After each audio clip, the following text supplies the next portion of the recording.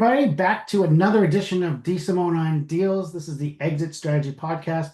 This is about educating business owners on how to maximize their successful exit from their business and maximize the value that they get from that exit. Um, as I've mentioned in the past, this isn't about how to get the most out of work for me in deals. It's about educating the business owner and doing the right thing in this marketplace. I don't care if you use me, but I hope you use somebody so that you get the better outcome. Sometimes that best somebody is not necessarily a CPA or financial advisor. It's someone who actually focuses on family businesses. This week, I have my guest, Jeremy Stevenson, who is the expert in family business. He is the family business guy. He owns and runs a company called IBRIDGE Global Partners, which helps families design, transition, and businesses to thrive. I will let him explain a little bit more what all that means and how he helps his clients. Welcome, Jeremy. Why don't you fill people in what you actually do with your clients? Absolutely. Thanks for having me, Greg. I really appreciate it. And thanks for allowing me to talk to your audience.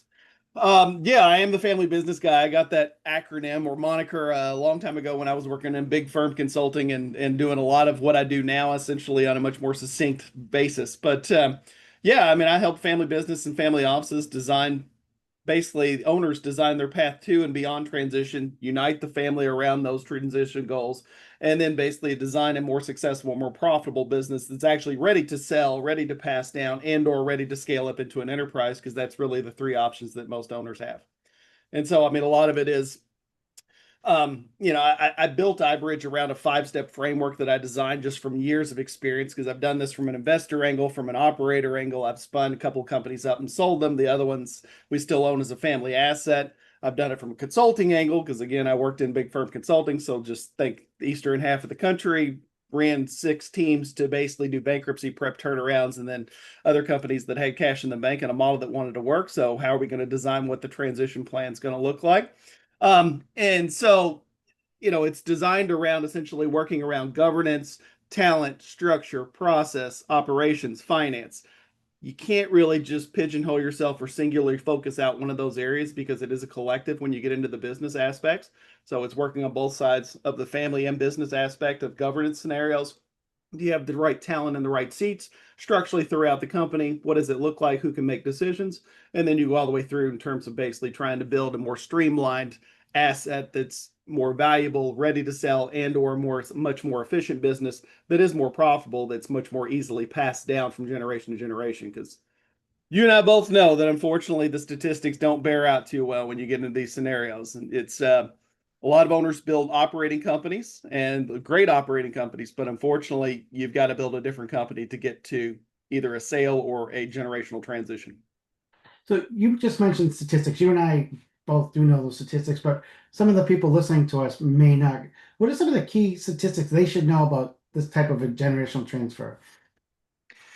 Yeah, that's I mean, 80% of the businesses that go on the market don't sell. I mean, that's the reality of it in terms of that. Now, I think that is a bit of a misnomer. I think that probably has a little bit of context around, or needs to have a little bit of context around Right. it. And you would know this.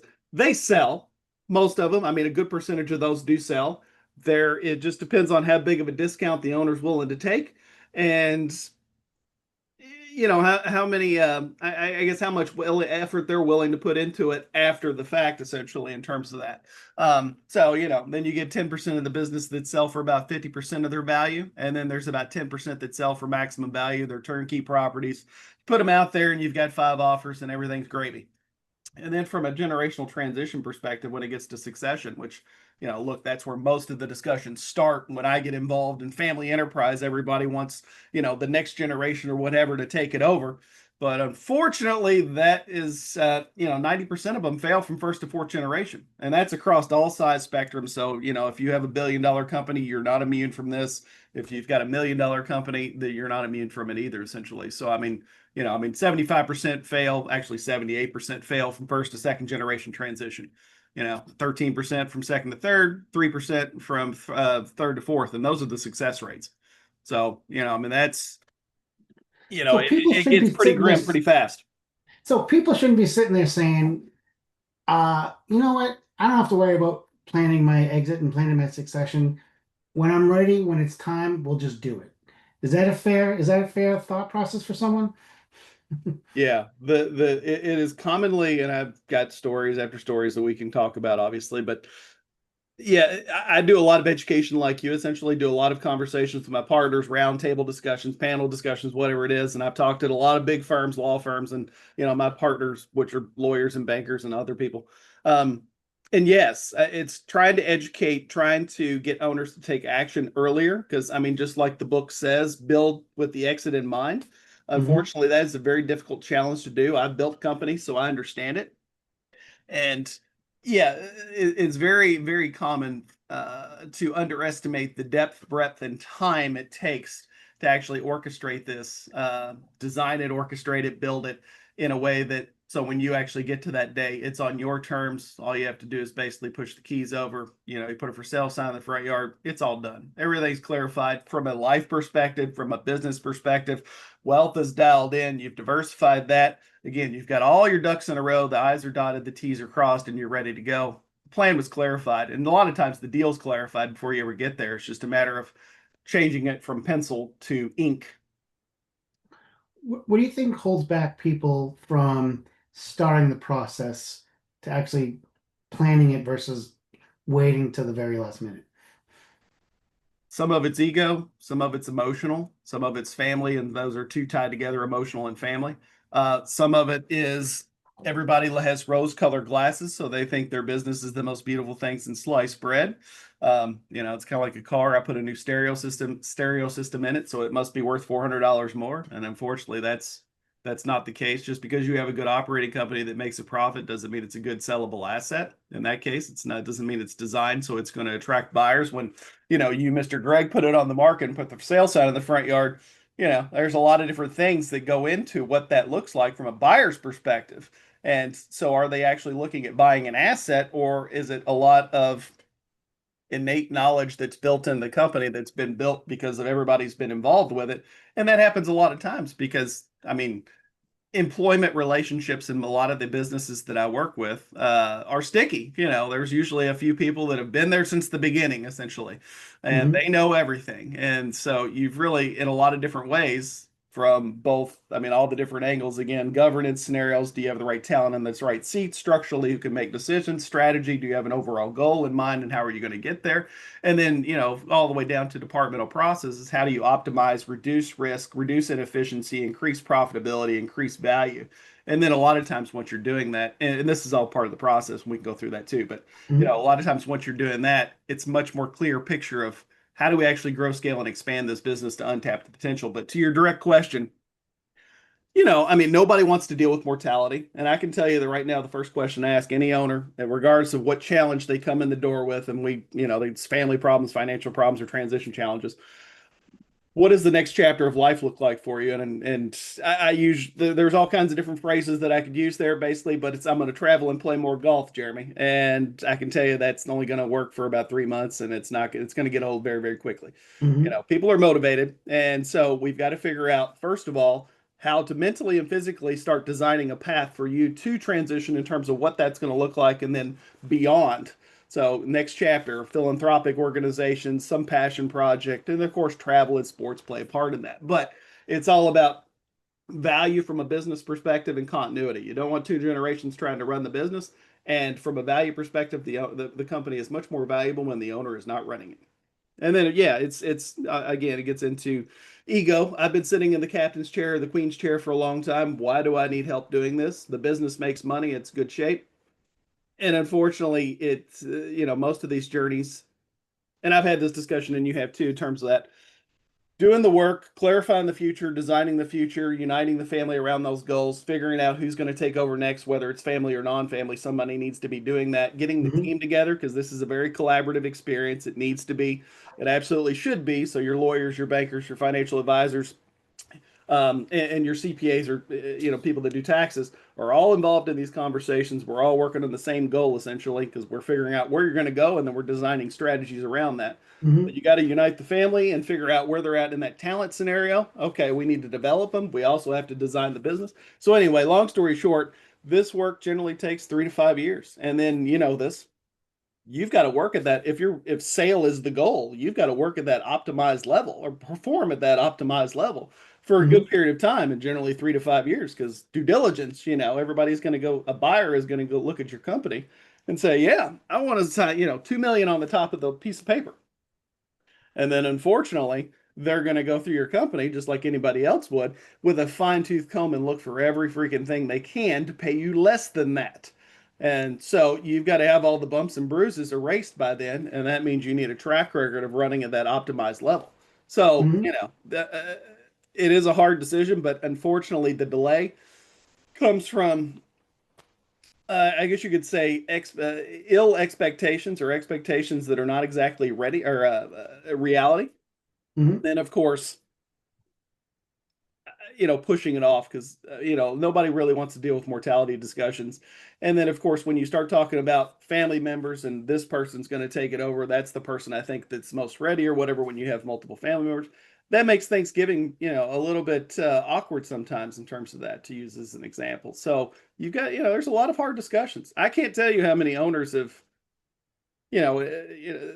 we've sat behind doors essentially and talked about what the future is going to look like and how we're going to design it and what, and all this good stuff. And there's a lot of tears that are shed.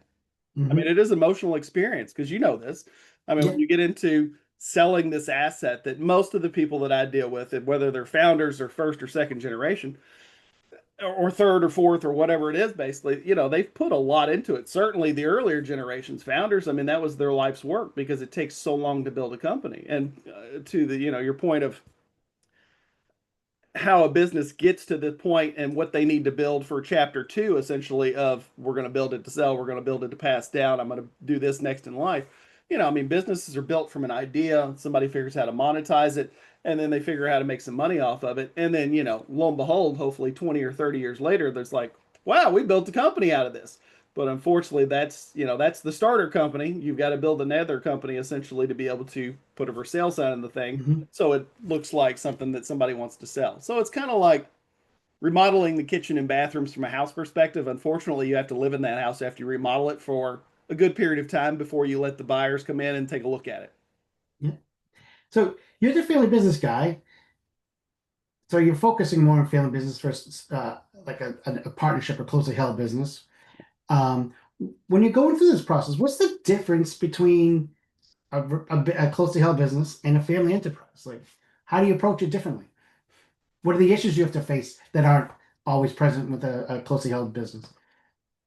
The family dynamics, the emotional, essentially. I mean, obviously partners it is obviously partners get angry at each other, relationships wear thin, people have different goals, different timing, in terms of that, and different ideas about what we're going to do with this business, either in operating form, in terms of I think we can expand it, grow it, scale it, make more money, whatever it is, and or I'm checked out, we've made some money, I'm ready to go. I mean, life is short. Um, so there's always ruffling there in terms of that. I can tell you that the biggest difference is generally when it comes to family enterprise, whether it's family office or family business, and I advise both because one leads to the other in different ways, and we can talk about that. But it's usually the presumption that the next generation wants the business. And it's presumption that the next generation is absolutely ready to take over the corner office and the business and lead. And that's a very scary presumption, essentially, in terms of that. And then also, the privately held companies understand that they need to change with market dynamics. I mean, a lot of times exit is their goal, whereas again, usually the goal of a family enterprise is succession of some sort, essentially to somebody, and that's not always the right move. Essentially, sometimes there's market shifts or what have you, um, that demand different scenarios. I mean, there's a company I'm dealing with right now that I should say working with that the gentleman's built a fantastic company over the last 30 years, and he literally just had a birthday, um and he's trying to give it to his son, essentially, slowly but surely.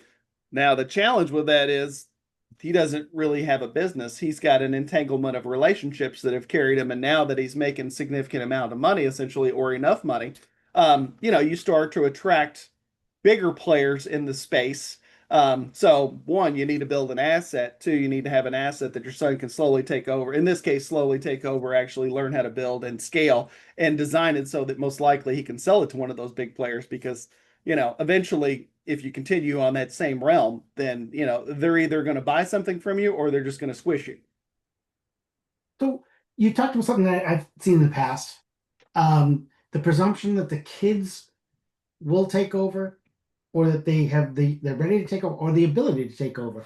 How do you address that elephant in the room with the first generation, or maybe it's the second generation looking to the third? How do you address that? Oh, there's, like I said, I've broken this down and really to a 5-step process, and the first question again is, what's the next chapter of life look like, and then what are we going to do with this company? Are we going to build it to sell? Is that the overall goal? Are we going to build it to pass down? If so, then let's talk to Johnny and Jane and let's figure out where they're at in that competency level, see where they want from a desire level. Maybe they have other aspirations in terms of being a lawyers, doctors, whatever it may be, or maybe they're not the best steward of the company. And the third option, and I've done a lot of this to your exact point, basically, is family enterprise, essentially. So if there's enough wealth in the business or enough untapped potential in the companies, essentially, and or outside, then you basically move family from operating family to governance family. You bring in or school up a professional operator to run the daily of the company. That frees up generations to go on and do what they want to do. So you can think of it like the Mars company or Johnson and Johnson that's not publicly traded. We can create a family office. They can start investing in other operating companies. And then you get into talent pipelines from a family perspective, shared assets, philanthropic activities, and then family unity activities. Because, you got to keep the band together and everybody has to be. A lot of it is designing what the future is going to look like, essentially. So everybody knows communication, structures from a governance and guardrail perspective. Mhm. So, organically companies are built with, hey, we made money, we figured out how to make this widget, and it's amazing in every different way. I love these companies. But to your point, if you want a lasting business that's going to stick around from your question, essentially, then you've got to create clarity on where that business is going and why it exists. Who's going to slowly but surely prep to take over? How do you build the talent pipeline? How do you integrate the next generations into why do we have this company? What's its purpose bigger than actually making widgets, basically? Because a lot of times, if it's successful enough, then obviously there's a legacy involved. So, why do we exist and what are we doing to propagate that legacy? And that's where family councils and things like that come in very, very handy, basically. The other side of it is the educational aspect, not from a training, but saying, this is where we're going. This is, next 3 generations are sketched out. Because if I'm building a generational company, I'm building it for 5 generations. And that sounds, like I've got crystal ball or something like that. But if you put the structures in place, both on the family side and the business side, basically, and you're clarifying where you're going and you're designing the mechanisms to incubate the talent to slowly take over, basically, in that circle, whether they're direct operational leaders and or governance leaders, and then you tune the company up both on the top and bottom of the P&L from an operations perspective. It's more profitable, it's more valuable, it's obviously more efficient because you've got systems and processes. Decisions are being made by data-driven decisions. And then, of course, you have a team, not just a solo leader or owner that's actually making them. So a decentralized leadership team, you're in essence turning them into a mini Fortune 50 without the red tape that runs on systems, processes, data-driven decisions. But it's fairly easy to build out and sketch out what a 5-generational company would look like. Now, that's not to say that there's not going to be explosions that are going to happen. We're dealing with people. But if everybody knows where you're going, everybody knows how you're going to get there, there's structures in place from again, both on both sides of the fence, and it's all tuned up and designed for that purpose. It's a lot easier. The experience is a lot more seamless, and it's a heck of a lot more profitable.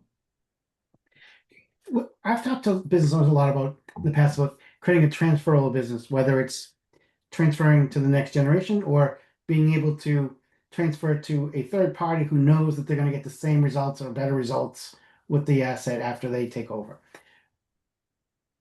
What I've seen sometimes with families is, and it's difficult when I get involved, is they do not trust people who aren't family. Yeah. And just because your name is in the front door does not, or above the front door, does not mean you have the skill set to fill a role. I see it commonly with say finance. They don't trust anyone to look at the finances other than a family member, but the person that's doing it is really not a trained CFO or finance. How do you deal with introducing outsiders to fill gaps where the DNA didn't fill the gap for the family that on its own for succession? Well, even internally, and I know we talked a little bit before we started recording, externally, you got to have the right team on the field to win the Super Bowl. And Yeah. transition, whether it's a sale or it's succession or building a family enterprise, which is a different version, is the Super Bowl for every family. I mean, that's it, because this is the economic entity. And this is, the center essentially that funds all the other stuff that they do, whether it's philanthropics and big organizations. I mean, you get into big things essentially, but they have to have an economic asset or entity essentially that funds all this good stuff that everybody, not necessarily feeds off of. But to your point, a transition is inevitable. There's no way to sidestep it. So how do you bring in external talent and have the right people on the field? Well, if you want this economic entity to continue, if you want the legacy to continue, then you need to have the right team players on the field. And so, yeah, I mean, I get distrust. There's certainly that. A lot of that tends to dissipate when you start to introduce, when you have enough discussions around what the structure needs to look like and the strategy behind it and where we're driving to essentially. Because I mean, obviously you get tunnel vision, and most families do in a lot of cases, and it's no knock on them by any stretch.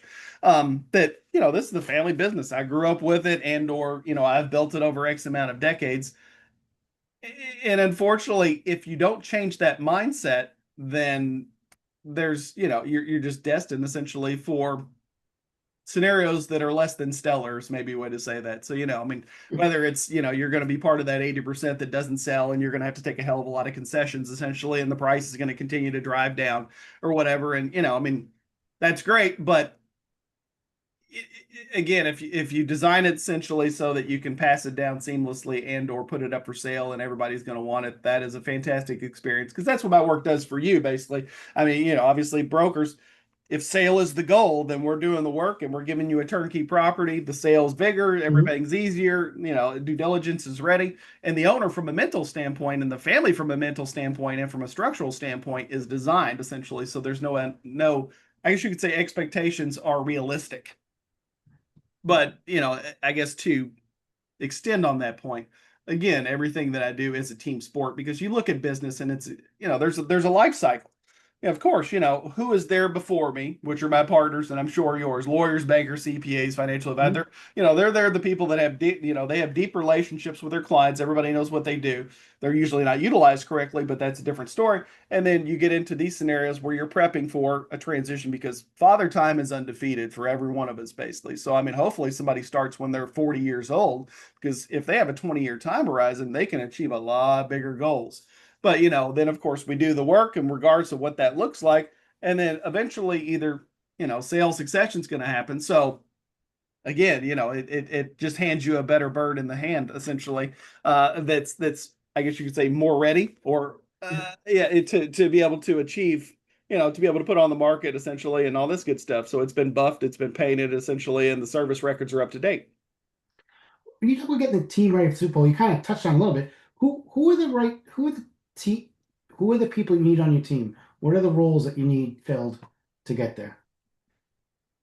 Yeah, you need well, owners generally have somebody that's doing their taxes from a compliance perspective. That person needs to transition to not only doing that, but we need to figure out, because we've already figured out, the team conversation starts after we figure out where we're going.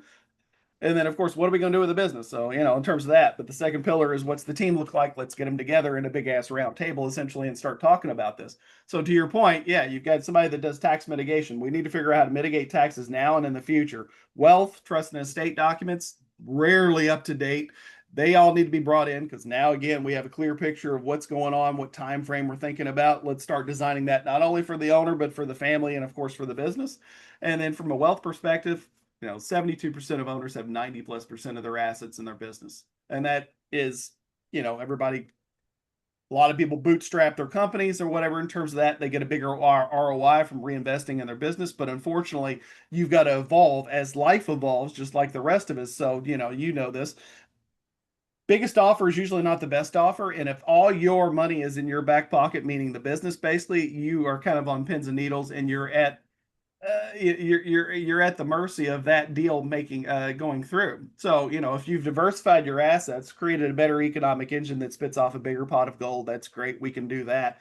But you need to start diversifying assets. So a wealth manager is very important with a true wealth strategy in terms of what this is going to look like. So how do we diversify this so that we have more flexibility when we put a for sale sign in the front yard, and or I've never seen an internal sale from a family perspective, if it's a succession, go for market value.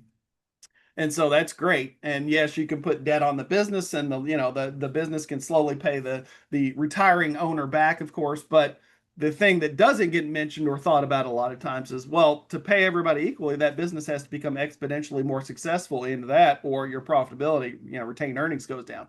So, okay, well, that's great. And of course, the retiring owner, if all their eggs are in that basket getting paid by the business, then if there's a downturn or a pandemic or a market shift or whatever it is, Carnival Cruise turns into putt putt with the misses on Friday night, essentially. So you're at the whim of that. So it's much better position to be, obviously, like in a lot of cases, have, a big nest egg outside of the business, and obviously an asset in the business too, of course. So anyway, that takes time. And then, the other side of it is, your bankers provide the lifeblood to businesses, of course, and there's usually a true relationship there. They also have a vested interest in knowing what the continuation plan is for a business. They want the business to do better because they'll give bigger lines of credit, expansion, growth, all this good stuff. But they also have their fingers on the pulse of the company, so they know when companies start to do less than stellar or worse or whatever you want to call it. So, there's actions that need to be taken so covenants don't get broken and things like that. So they always have a seat at the table. But yeah, the team is tax, legal, wealth, and banking, essentially. That's the core team that goes through this. And then, of course, the next evolution after the work is brokers, investment bankers in terms of that, if sale is the goal. How do you deal with, because I come across this, where the owner has his team, his trusted advisors, but it's clear that they're not up to speed. The coach has been around too long and doesn't realize the person used to run a 4.440, or maybe they never ran a 4.440. Now they're running a 5.4, and they're holding the whole team up. How do you deal with that when you notice one of the team members really isn't the right fit for the ongoing, but they're trusted by the owner? How do you deal with that? Yeah, that's I mean, the analogy that I use for that obviously is, the owner went to high school with somebody that became a lawyer, and obviously they built a business, and they started out, and now they've got a $300 million company, and they still have that same lawyer that's a solopreneur, and he's a family lawyer that's doing other work outside of his lines or something like that, to your point. And yeah, I mean, if you want the team on the field that's going to be able to carry you across the finish line in the right way, essentially, then yeah, sometimes you have to bring in a bigger firm with more horsepower, essentially a more specifically educated and or focused type of advisor in terms of that. This happens in all the different spectrums, so it doesn't matter. I mean, CPAs love to look backwards and love to do tax compliance. Well, we also need somebody that can do tax strategy from a mitigation perspective, because that's a challenge. Okay, so wealth advisory, not all, if you're doing, not all that's created. You have to work with the right clients and understand the sophistication that needs to be involved lawyers wise. So sometimes, honestly, I've seen it many ways, and I do this. You bring in the big firm, and sometimes the old advisor stays on as a translator because, to your point, that trust is unbreakable in a lot of cases. I mean, this is very, very emotional experience to transition your business. I mean, to your point about stats, 76% of owners regret within 1 year getting out of their business. And that's regardless. I mean, that's the stat that I know of, basically, and I've done a lot of research on it. It's kind of like saying that there's 112,000 family businesses that make it past 10 million in revenue, and that's 0.04% of the total population of family business. So, I mean, most 25 to 28 million that exist, most of them are in that 0 to 1, 0 to 2 range from, 2 million in terms of that.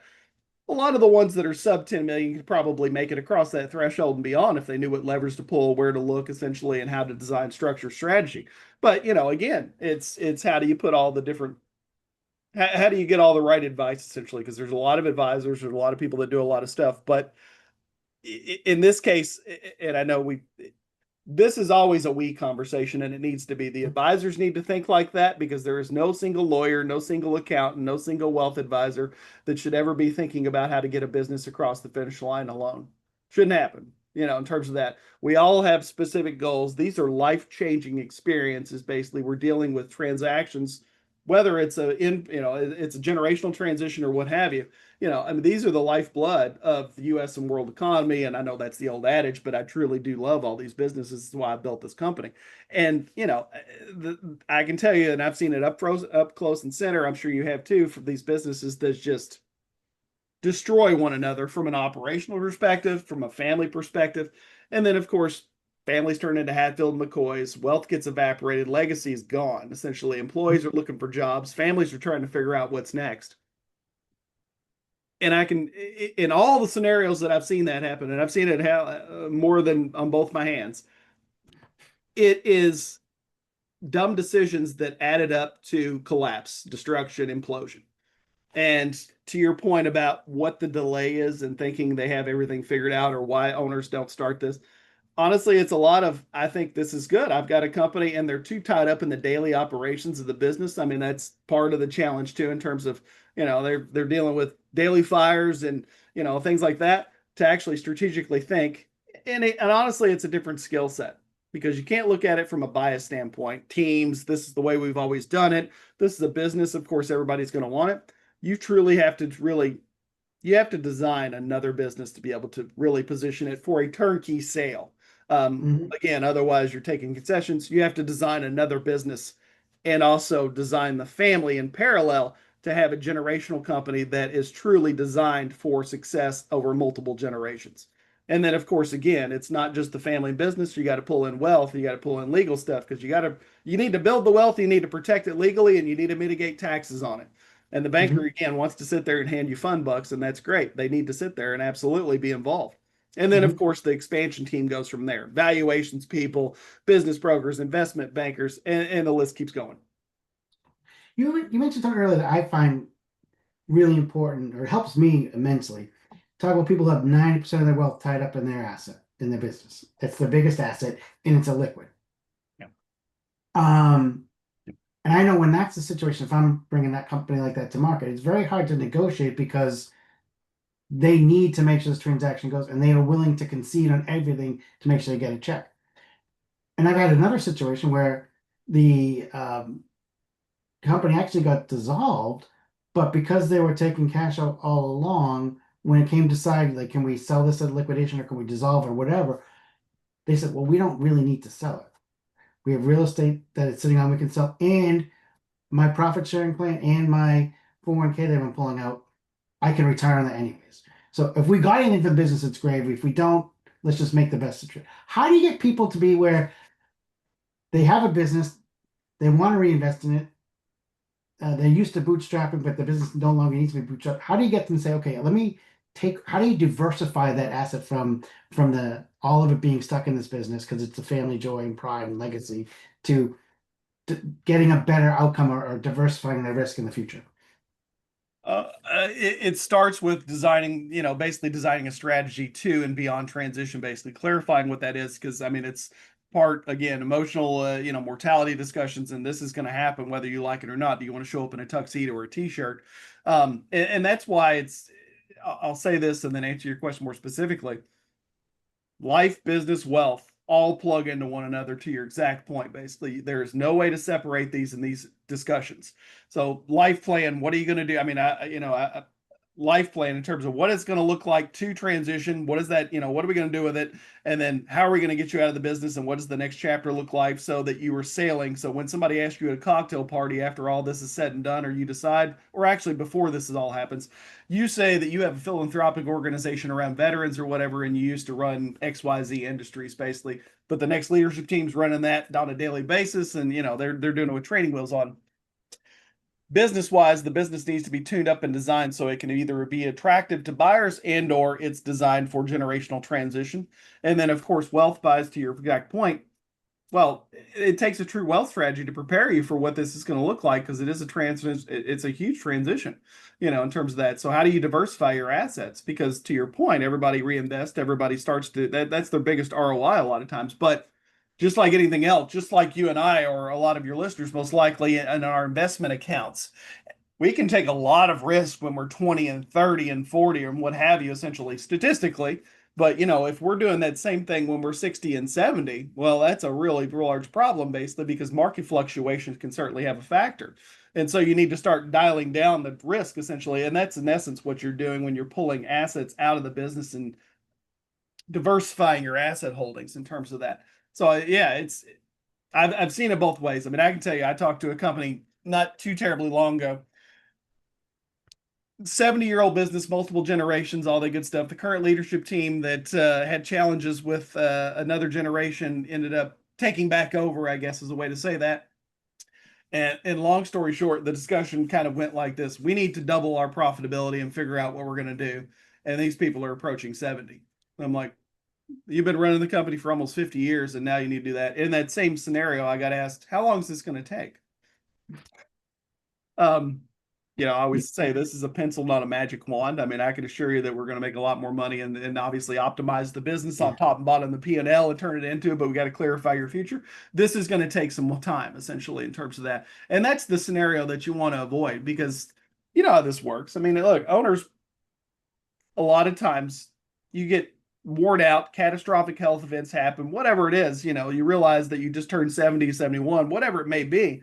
And sometimes there's almost two buckets that realize that and say, I'm done. Let's figure out how to get rid of this business, create a liquidity event or what have you. And then, of course, there's another bucket that doesn't know what else to do in life. And we've had discussions, probably, I know I have, and I'm sure you have, that are in their 80s or whatever. The next generation is involved in the business in some shape, form, or fashion, or there's a significant amount of wealth in that company.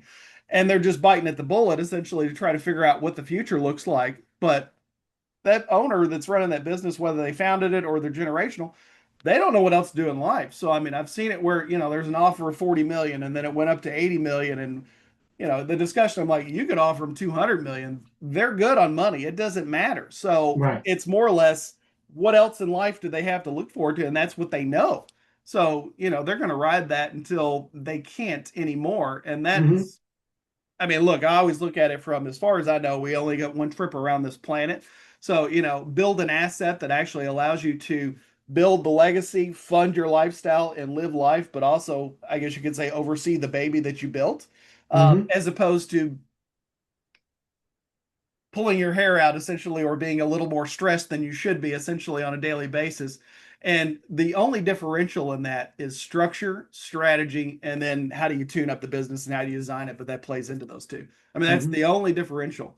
And so that's, I didn't do it intentionally, but I built a one-of-one firm. iBridge is the only firm in the United States that does what we do from a combination collaborative experience perspective, working on both the family business side, planning for long-term, I guess you could say next chapter planning. And I didn't do that to be special. I can assure you that. I did it just because I've done it from an operator perspective. I've done it from I've sold businesses. I've done it from a consultant perspective because I worked in big firm consulting, again, '06 to 11, think turnarounds, lots of stuff there. I've done it from a family office perspective. I helped build family office. So I was investor, essentially, to mostly family businesses. And I was handing them the check saying, I'm going to help you spend this money and we're going to figure out how to achieve those Hmm. goals, and all that stuff. So I've just done it from all the different angles. And in essence, it looks like this process. And there is always a process involved in just about any kind of scenario. There needs to be.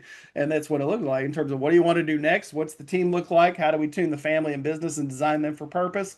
How do we Hmm. educate the next leadership team, whether they're family or non-family? And how do we get the owner into that next chapter of life so they can figure out when they want to pull the plug, take action? Everything's designed, tuned up, and ready to go on their time frame.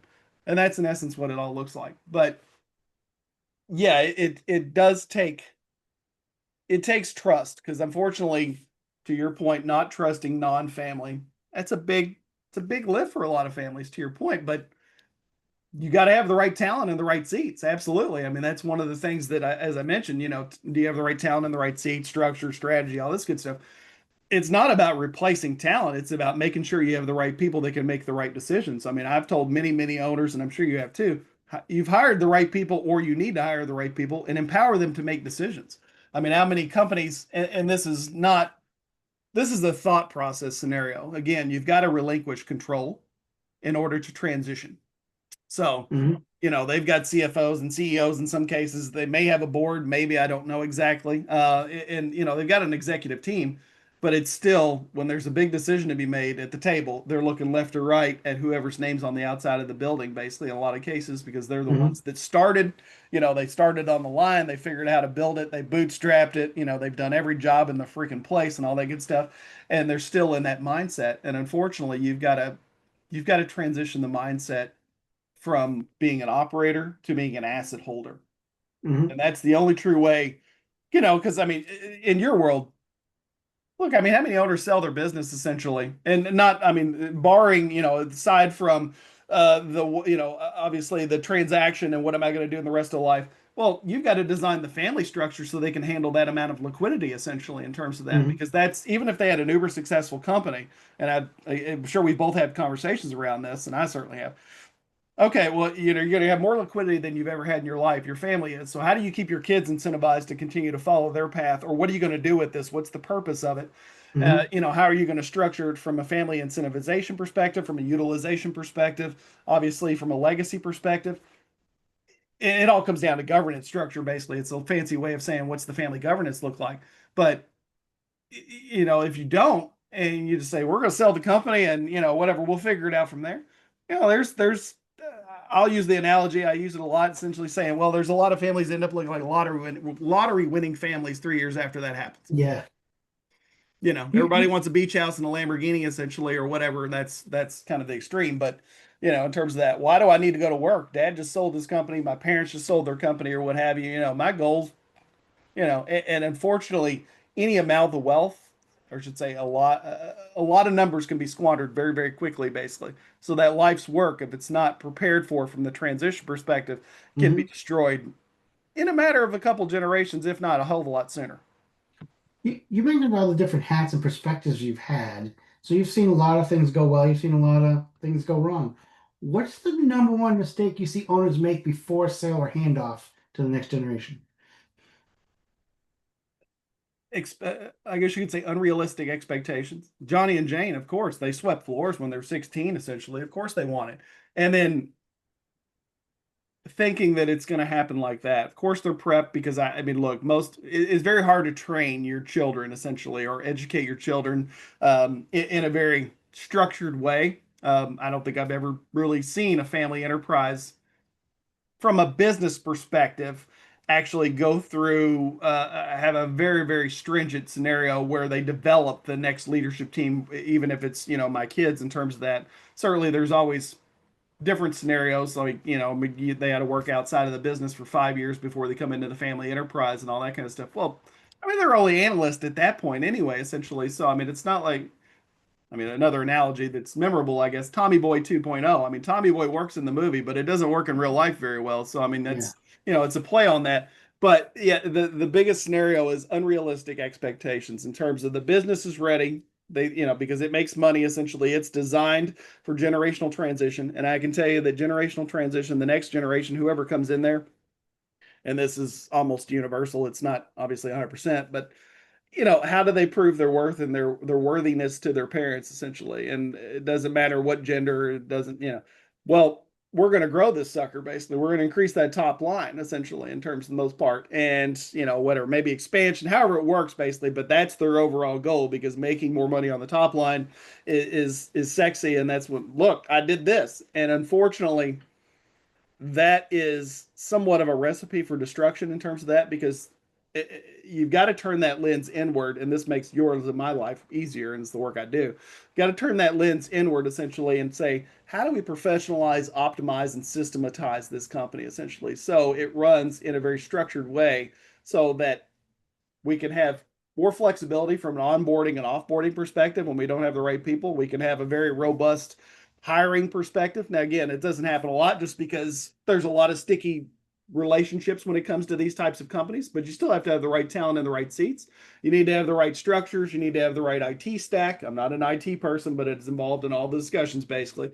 Um, in terms of that, but you also have to have the right decision making processes. Just because your name's on the outside of the building does not mean that you universally need to make all the decisions. Because again, it goes back to how do we build an asset that can actually live without me around, basically, in terms of that.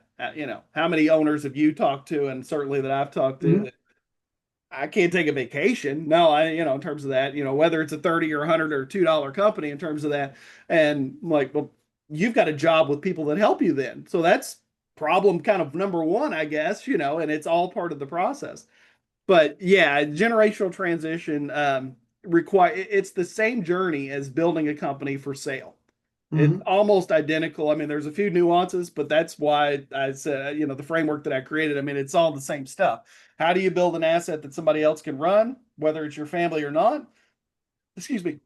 or how do you build an asset that's going to be attractive to buyers? And who are those buyers going to be? Because I mean, obviously in your world, it's probably easier if they already have somewhat of an idea and they built for that purpose. Essentially, are we going to sell it to the strategic buyer, big brother, big sister, or whatever that we do business with? We're going to we position this to sell as a roll up, we whatever it may be in different ways.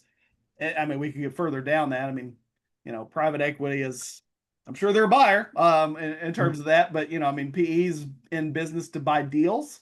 So unfortunately, that's where a lot of those companies that, to your point, are unprepared and say, hey, or they get an LOI in the mail and say, hey, I've got an LOI and I want to sell this company. Somebody's going to offer me, there's two responses. Somebody's going to offer me 30 million for this business, or somebody's going to offer me 30 million. They thought it was worth 300 million. Right. Valuations are the same thing. I mean, whenever somebody actually gets a valuation for whatever reason, it's there's still the same two expectations. Holy smokes, or you can then what, in terms of that. And then that's where the work starts. But unfortunately, they need to start much sooner than that to make this a much easier and much more, I guess you could say, profitable, valuable, bigger deal for them, essentially. Because I mean, I don't promise returns and all that stuff. You don't get into that, but to your point, I mean, in my world, there's at least 30% untapped potential in just about every Mhm. business I've ever touched. Now, sometimes that's giant numbers and sometimes it's smaller, depends on the size of the company. You can swing the needle. I mean, the last company I worked with was a $100 million company to start with, and we swung at $52 million. But I can tell you, if the family was on here with me, which, this is always discrete work, so they ain't never gonna be Yeah. on here, but I can tell you more. Their primary focus was saving the family in that respect because they were in complete meltdown before that. Because you get into family dynamics and people that I've seen it where people are suing an internal family because one of them was young lady. She was a niece being bred to take over the company essentially, and in the 19th hour, because the owner who was running the business didn't really have anything else to do in life, and finally figured out the reality was going to hit. So now, well, that turned into a lawsuit, and again, it starts with how do we get the band back together? Basically, what's the go forward plan? How do we clarify the future? We can't sidestep father time, so it all goes back to what are you going to do next? And obviously, you got a challenge. That's fine. We'll fix that. And I can, in that case, it took about 8 months to get everybody back in the same room because they were screaming and yelling and in terms of that. And then that usually exposes other challenges within the business. Mhm. Not just, I mean, from, trust were created, but there's no buy sell agreements or there's no board charter essentially, or board doesn't exist, in terms of that, or, the bylaws were written in 1927, which actually happened in terms of one company. So people are involved, but you got to look at it in a very comprehensive way. And basically, so I mean, the lawyer created a trust, but they didn't look at bylaws, they didn't look at anything about a buy-sell agreement, and now you've got a multi-generational business that needs a little bit more structure essentially around it. So again, it's always transition is the goal because that's inevitably going to happen. So Mhm. what is that transition going to look like, and how do we reverse engineer to build into it? And that's you're going to sell the company, you're going to build it up for a succession of some sort, Mhm. whether it's family or non-family, or are we going to scale this into an enterprise basically? Because you want to keep the legacy around, you want to keep, there's an economic entity that's certainly worth keeping in the family and all this good stuff, but the kids don't want it. They want to have other aspirations in life. And you don't want to try to put a square peg in a round hole, Mhm. honestly. Unfortunately, that happens a lot. I'm sure we've both seen it, Yep. and that is a recipe for disaster. And Mhm. you're also robbing the next generations or generations from their life and what they wanted to do. Um, so there's certainly ways to do that. And again, it's building a family enterprise, whatever. And it doesn't have to be a giant one, but you can expand it and contract it. And Mhm. essentially, it turns into, I just use the big example of Mars, I guess, in terms of that, because everybody knows them as the candy company. Well, I mean, Mars is a 100% privately owned family business, basically, but they also are the biggest veterinarian animal welfare company in the United States. So, I mean, they diversified, and the person that runs that business is not family. So, I mean, that's an example that everybody kind of latches onto. But you can do that on miniaturized scale as well, and I've done many of them just to free up those other generations. Now, they still have input from a governance perspective, and you got to teach people how to run a board and what that looks like, and how do you contribute and all that good stuff. But it's all part of creating family governance and business governance. How do they tie together? How do you integrate and educate the next generations and build those pipelines essentially? And why does wealth exist if it does essentially? And what's the purpose of it? And how do we propagate legacy? And then how do we tune up this engine from the governance, from the talent, from the structure, from an overall strategy on where we're going, and then obviously from an economic or from a, I guess you could say, an operational perspective. Cool. Well, this has been great. We're up against the end of the clock here. Um, so you've got a lot of great advice. There's a lot I'm sure a lot of people are going to listen and say, well, how do I do some of this stuff? How do I start? How can someone get a hold of you to figure out how to start? What's the best way to get a hold of you? Yeah, the website's IBRIDGEGLOBALPARTNERS.com. So I mean, my contact information's on there. I've got a support staff behind me, so we can. I'm the one that does the work, but there's certainly people that help me out. And yeah, absolutely, it's very easy to get in touch with me.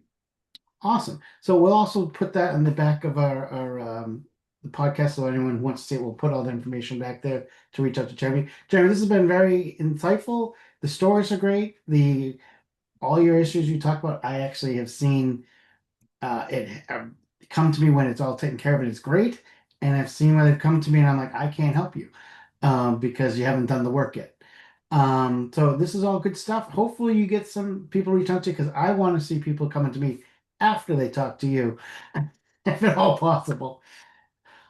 Well, like I said, Greg, it is. I mean, you can't look at this as a me conversation. Advisors need to think in we's because there's no singular individual that does all this work, and it is a team sport, and you have to have the right team to get across the field goal or win the Super Bowl. And it's the same thing because I mean, this is the Super Bowl for every family. I don't care what economic range they're in, whether it's protecting the family relationships and how do we continue unified for another 5 generations or whatever, or how do we create a biggest sale essentially so we have an exit. And then, of course, the family structure to be able to support that level of wealth, and legacy, incentivization, all that good stuff.